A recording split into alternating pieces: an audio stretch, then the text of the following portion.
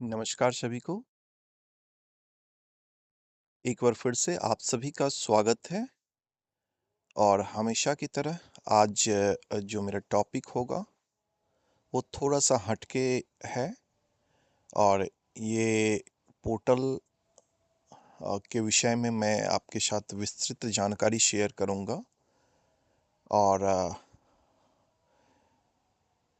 सबसे पहले मैं ये जो jbsydvt.bihar.government.in का ये पोर्टल है, ये क्यों है? किस पर्पस के लिए है और इससे क्या फ़ायदा है, इसके बारे में मैं जानकारी आपके साथ शेयर करूंगा इस वीडियो के माध्यम से। तो यदि आप पहली बार हमारे वीडियो को देख रहे हैं, हमारे चैनल पे हैं, तो जल्दी से सब्सक्राइब कर लीजिए। तो चलिए हम आपको इसकी जानकारी देते हैं कि गर्भवती महिलाओं का जो प्रसव होता है, संस्थागत प्रसव के बाद उनको 1400 रुपया की राशि जो सरकार की तरफ से मिलती है। पहले ये जो प्रोसेस होता था ये आपको पीएससी लेवल पे या फिर सीएससी लेवल पे फिर या एसडीएच या डीएच लेवल पे जहाँ पे भी संस्थागत प्रसव हुआ वहाँ कूपन के माध्यम से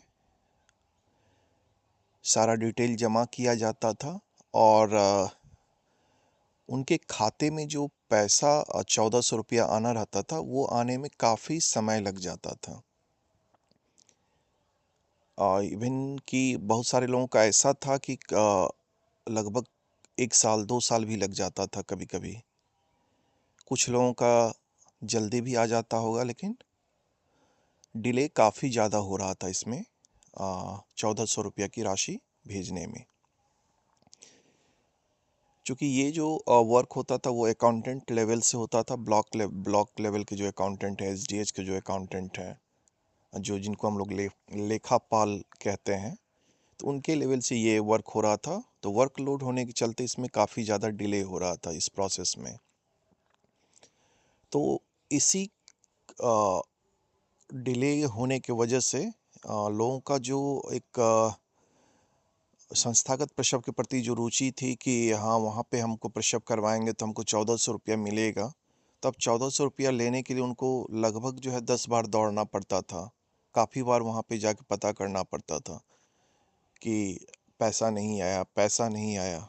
तो इसी सिस्टम को ये जो एक यहाँ पे बार-बार उनको परेशानी होती थी 1400 रुपया की राशि को लेने के लिए। तो इस सिस्टम जो ये चल रहा था पहले से, इसको दूर इसको दूर करते हुए सरकार के द्वारा जो एक नया प्रयास किया गया कि अब जो है लाभार्थी के खाते में वो 48 घंटे के अंदर जो 1400 रुपया की राशि है, जो प्रसव पश्चात उनको मिलता है, बच्चे के जन्म के बाद जो 1400 रुपया मिलता है संस्थागत प्रसव होने के केस में, तो वो आपको 48 घंटे के अंदर अब जो लाभार्थी है उनके खाते में पैसा चला जाएगा। तो ये बहुत बड़ी खुशखबरी है सभी के लिए कि अब आपको बार-बार पीएससी दौड़ना नहीं पड़ेगा और इससे संस्थागत प्रसव के प्रति जो रुचि है, बहुत सारे जो गरीब तबके के लोग रहते हैं, जो परेशान हो जाते थे 1400 रुपया की राशि लेने के लिए, अ, बार-बार उनको जाना पड़ता था, जाने-आने में उनको पैसा खर्च करना पड़ता था। तो पता ये चल रहा था कि 1400 रुपया की राशि लेने के लिए उनका 500 रुपया, 700 रुपया वो खर्च ही हो गया।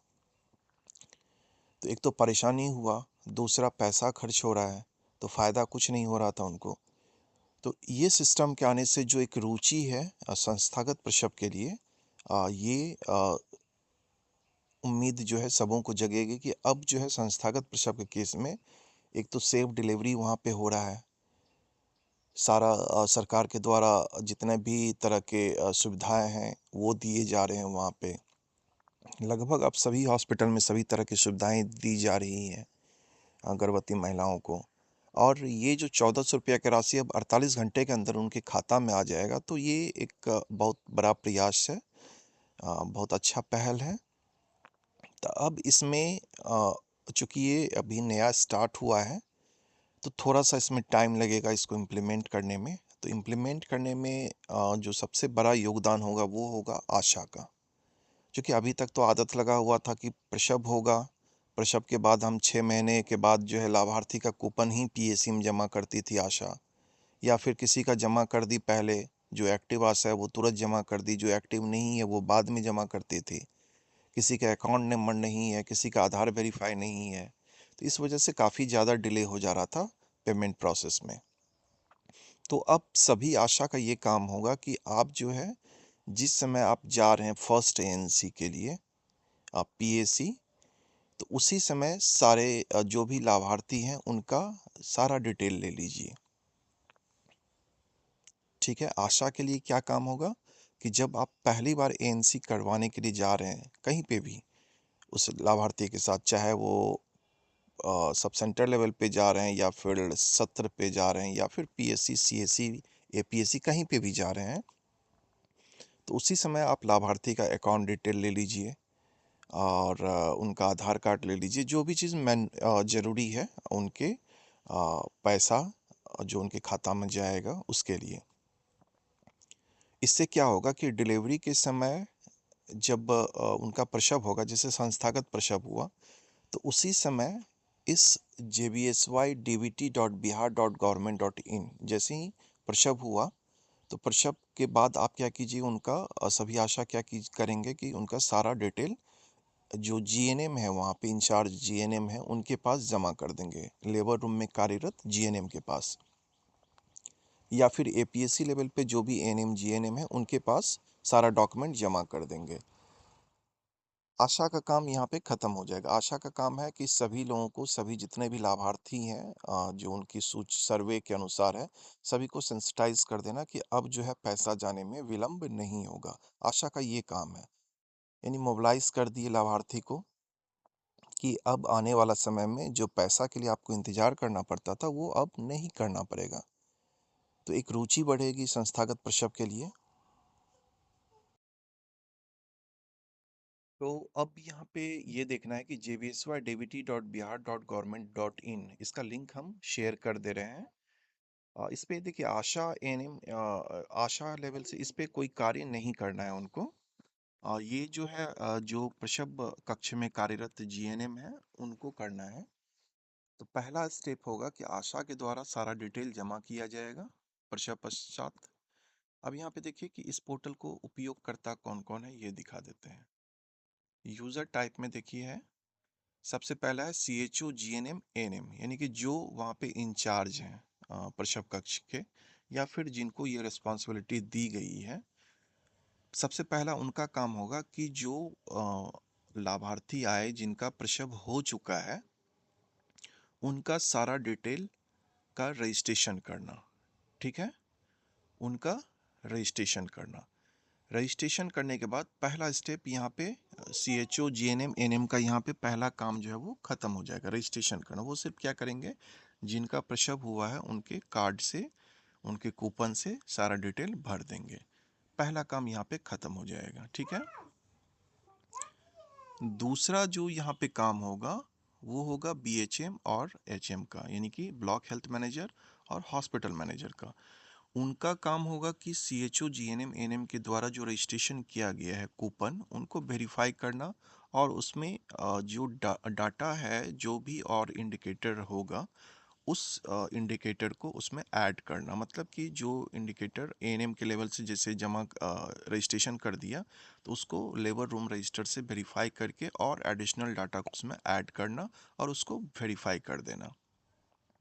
वेरीफाई करने के बाद वो डाटा कहाँ चला जाएगा, MYC के पास, DS के पास, या हेड ऑफ डिपार्टमेंट जो भी हैं उनके पास। अब वो क्या करेंगे, वहाँ से फिर उस BHM के द्वारा जो डाटा भेजा गया उसका अप्रूवल देंगे, और अप्रूवल के बाद वो चला जाएगा एडमिन के पास, जो स्टेट लेवल से वहाँ से पेमेंट आपका छोड़ दिया जाएगा। तो जिस तरह से आशा का इंसेंटिव का प्रोसेस था कि पहले आशा करेगी, फिर उसका वेरीफाई BCM लेवल से किया जाएगा, फिर MYC लेवल से किया जाएगा, और फिर स्टेट से उसका पैसा जो है वो छोड़ा जाएगा। तो सेम लेवल यहाँ पे भी है कि पहला रजिस्ट्रेशन का काम GNM ANM CHO को करना है, जिनको रेस्पॉन्सिबिलिटी दी गई है।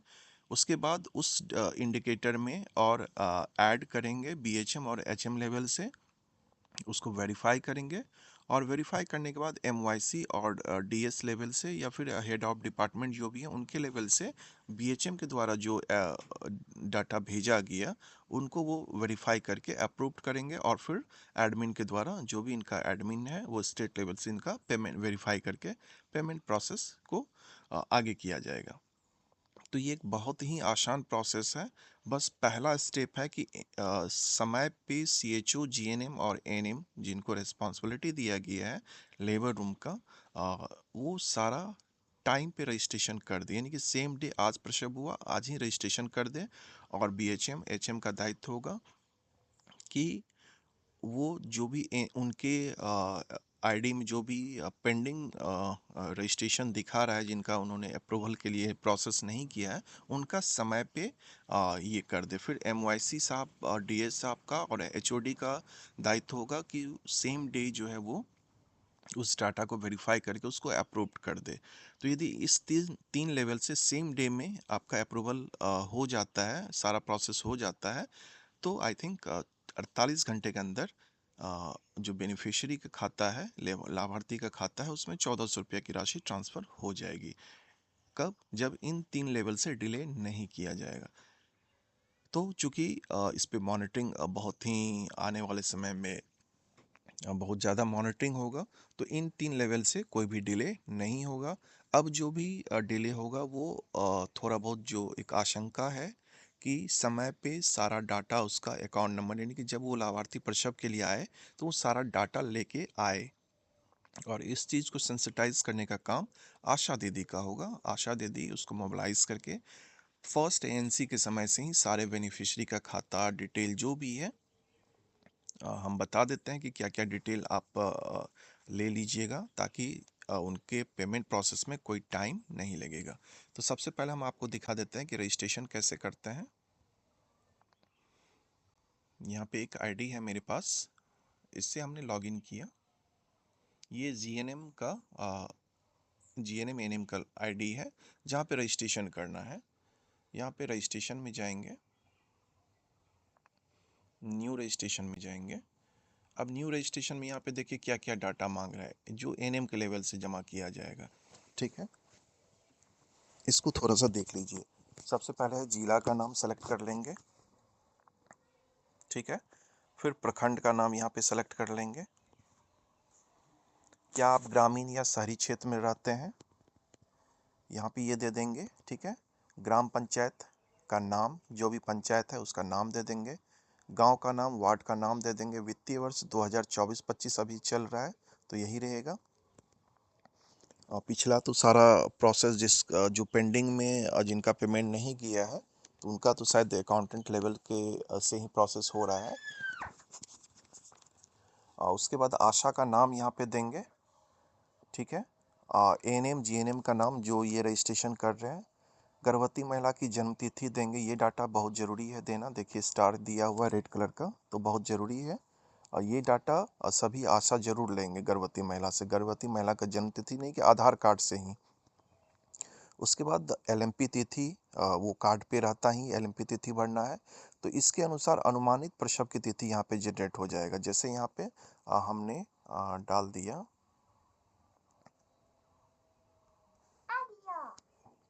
ठीक है, यहाँ पे हमने डाल दिया 7/10/2024 एलएमपी। तो अनुमानित प्रसव तिथि जो है यहाँ पे ऑटोमेटिक जनरेट हो गया। अब यहाँ पे ये है कि हाई रिस्क प्रेगनेंसी है कि नहीं।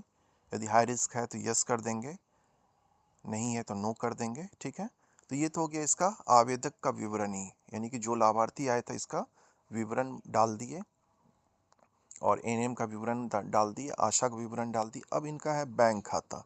ये सबसे मेन पार्ट है, अहम पार्ट है, जिसको आशा दीदी को लेना है गर्भवती महिला से। तो गर्भवती महिला का नाम होगा,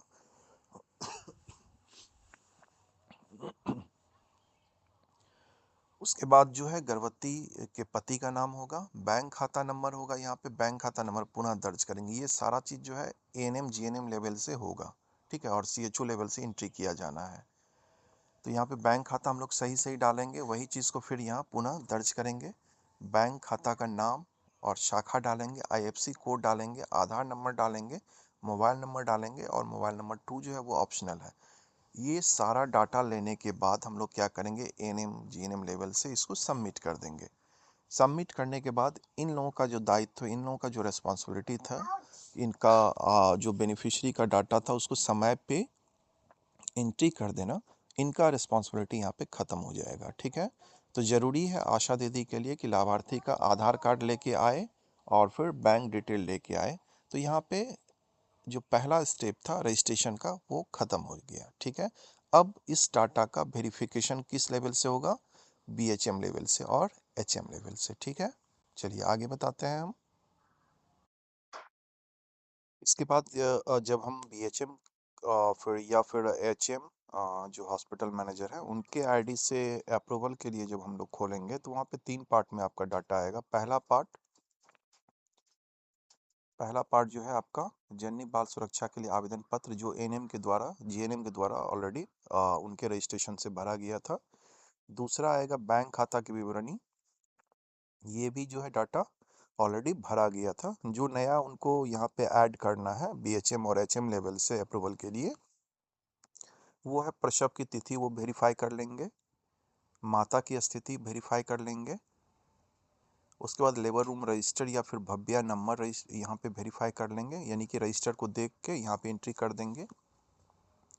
उसके बाद यहाँ पे जीवित पुरुष बच्चों की संख्या, जीवित महिला बच्चों की संख्या, यानी कि मेल फीमेल का यहाँ पे कर देना है, उसका कार्ड देख के भर देना है। उसके बाद प्रसव का स्थान यहाँ पे है, जिला सेलेक्ट करना है और फैसिलिटी का नाम सेलेक्ट करना है। उसके बाद यहाँ पे अपडेट कर देना है।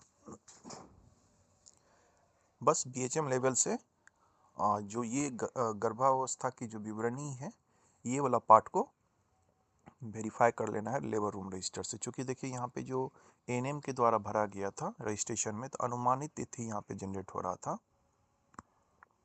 ठीक है, अनुमानित तिथि यहाँ पे जनरेट हो रहा था और यहाँ पे एक्चुअल जो जिस दिन उसका प्रसव हुआ है वो डेट यहाँ पे बीएचएम के द्वारा लेबर रूम रजिस्टर से देख के भरा जाएगा, वेरीफाई किया जाएगा। और जो लाइव बर्थ है मेल और फीमेल वो वेरीफाई कर लेंगे, वो वहाँ पे एंट्री कर देंगे।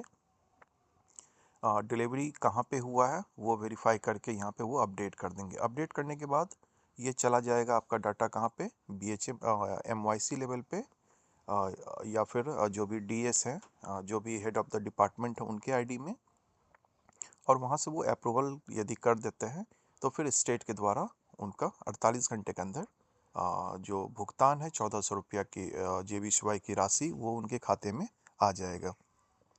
तो बस यहाँ पे 3 स्टेप में काम करना है। पहला स्टेप ये होगा कि जो आशा के द्वारा कूपन दिया जाएगा डिलीवरी के समय, तो डिलीवरी के समय जो कूपन है उसमें मस्ट है कि आपका खाता संख्या यानी कि जो बैंक पासबुक है वो होना चाहिए, जो आपको फर्स्ट एएनसी के समय से ही अब ट्रैक करके लेना है। दूसरा, जब वो एएनएम के द्वारा या सीएचओ के द्वारा या जीएनएम के द्वारा रजिस्ट्रेशन किया जाएगा उनके आईडी से, तो फिर उनके आईडी से रजिस्ट्रेशन के बाद वो डाटा कहाँ चला जाएगा, बीएचएम और एचएम लेवल पे, जहाँ पे उनको ये वाला पार्ट को एंट्री करना है लेबर रूम रजिस्टर को देख के। और यहाँ पे ये अपडेट करने के बाद ये डाटा कहाँ चला जाएगा, फिर एमवाईसी लेवल पे, जहाँ पे वो अप्रूवल देंगे। अप्रूवल करने के बाद फिर स्टेट के द्वारा जो एडमिन है उनके द्वारा पेमेंट ट्रांसफ़र किया जाएगा। तो ये बहुत ही आसान प्रोसेस है और आने वाले समय में इससे जो संस्थागत प्रसव को बढ़ावा देने का है, जिसमें काफ़ी विलम्ब हो जाती थी, जो गरीब तबके के लोग हैं वो हॉस्पिटल जाते थे कि उनको एक तो सेफ डिलीवरी होगा, दूसरा उनको वहाँ से राशि मिलेगी।